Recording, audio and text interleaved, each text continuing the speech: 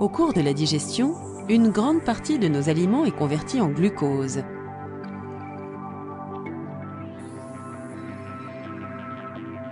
Le glucose circule dans la circulation sanguine et est utilisé comme carburant par les cellules de notre organisme. Mais les cellules ont besoin d'aide pour absorber le glucose. C'est une hormone, appelée insuline, et produite dans le pancréas, qui doit tout d'abord se lier à la surface de la cellule.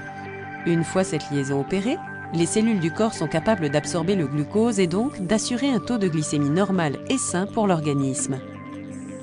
Lorsque votre organisme ne parvient pas à produire suffisamment d'insuline ou s'il n'arrive pas à l'utiliser correctement, apparaît une maladie appelée diabète. Le diabète sucré est une maladie qui empêche le corps d'utiliser efficacement le glucose contenu dans le sang. Il existe deux types de diabète différents. Dans le cas du diabète de type 1, le pancréas ne produit plus du tout d'insuline. Le glucose n'est alors plus absorbé par les cellules, lesquelles se retrouvent à leur tour dépourvues de carburant. Avec le diabète de type 2, le corps continue de produire de l'insuline, mais celle-ci n'a pas les propriétés adéquates et le glucose n'est donc pas absorbé de manière régulière par les cellules. Les cellules de l'organisme se retrouvent alors dépourvues de carburant pour fonctionner. En l'absence de traitement, le diabète augmente les risques de maladies cardiaques, d'accidents vasculaires cérébrales, de lésions rénales, voire de cécité.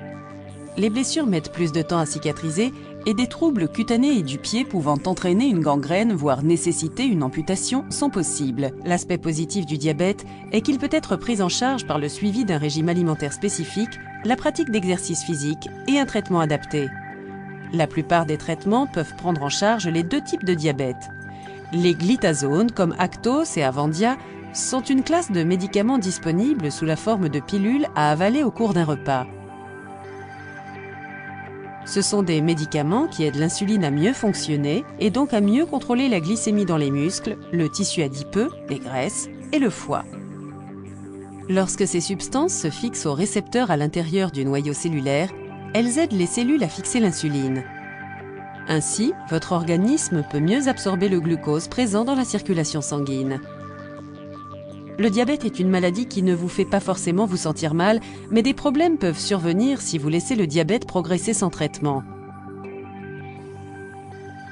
Vous pouvez réduire au minimum la possibilité de complications liées au diabète, comme les troubles cardiaques ou rénaux, la cécité ou les troubles du pied, en suivant un régime alimentaire adapté, en arrêtant la cigarette, en faisant de l'exercice régulièrement et en suivant minutieusement le traitement prescrit par votre médecin.